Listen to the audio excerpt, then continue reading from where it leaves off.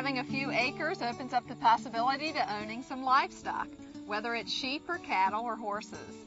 Today we're with Lauren Olson with Malabar Farms. Lauren, welcome to the show. Hi Betsy, welcome to Malabar Farm. Now Malabar Farm, tell me about the name first. Malabar Farm is the name of a book that was written in the 1940s by Louis Bromfield, and he wrote about bringing an old rundown farm back to life, and that inspired me, and I chose to name it. The original farm is a state park in Ohio now.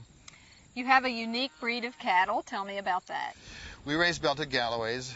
They're sometimes confused, particularly here in the Midwest, with the Dutch Belts, which are an old dairy breed.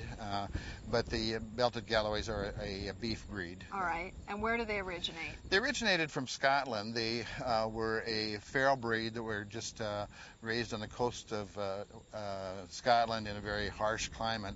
And because of that, it developed a lot of hardiness because it was kind of survival of the fittest at that point. So they developed the ability to resist disease and also to calve easily and be very good mothers. All right. And you keep them out on pasture? They're on pasture all the time. The only time we have them in the barn is if we need to work them for one reason or another. But they have a very thick coat. It's kind of like a beaver's coat. It's real dense underneath, and then a long outer coat which protects them from the harsh elements. They will tend to go down into the low spots when the harsh winter winds are here, and they will stay in the trees during the summer. So heat may affect them a little, does it? They don't like it when it's really hot, and they'll stay in the trees then. Right. How much land would I need to have a belted Galloway? Well, you need, part of it will depend on your environment. In a very arid climate, you're going to need more space because it will depend on the vegetation and also the rainfall. Here in Iowa, you probably need a couple acres for each cow-calf pair. Again, it depends on the improvement in the pastures and how often you rotate them from one pasture to another. And what types of pastures do you have? Our pastures are just generally good grasses, and what we've tried to do through the years is improve that by top seeding with clover and trefoil, and to try to add more legume into the mix so that they have a higher grade of vegetation. I noticed their belt. Can you tell me about that? The belt is the thing that draws people to the breed, and it's only after you get to know the breed that you really understand that there's a lot more to these animals than just the belt. Right. I noticed there are some different colors. There are some black and some brown. Black is the most common, and that's why they're sometimes called Oreo cows. Yeah. The dun-colored or chocolatey-colored ones are the next most common, and there are red ones too. We don't have any of those, but there are some. They're the most unusual of the coloring patterns. How's their disposition?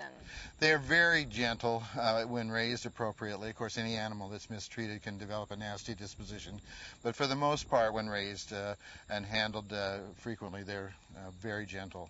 So that works out real well for people who might only have a few and live on an acreage? Almost all the calls that we get for breeding stock come from oftentimes an older couple who will want something that they can have to raise on a few acres. Sometimes they've gone back to take over the family farm, and they will have grandchildren or children, and they'll want to make sure that they're safe for them to be around. And oftentimes they don't have a lot of cattle handling experience themselves, and so they want something that can be fairly easily managed. If I was interested in purchasing some of this breed, where would I find it? The concentration of Belties has been in the Northeast, and then it gradually moved to the South and more toward the Midwest. And there are some in the far West, but not many between Iowa and the West Coast. The U.S. Belted Galloway Society has a hotline that will tell about where they're available, and they also have a selection guide which is available, which will help people who are perhaps inexperienced cattle people know how to choose a good animal. There are increasing numbers in the Midwest. When we had our original herd, there were, I think, only about 20. Now there's several hundred in Iowa. How much do they cost? The costs are comparable to most purebred animals.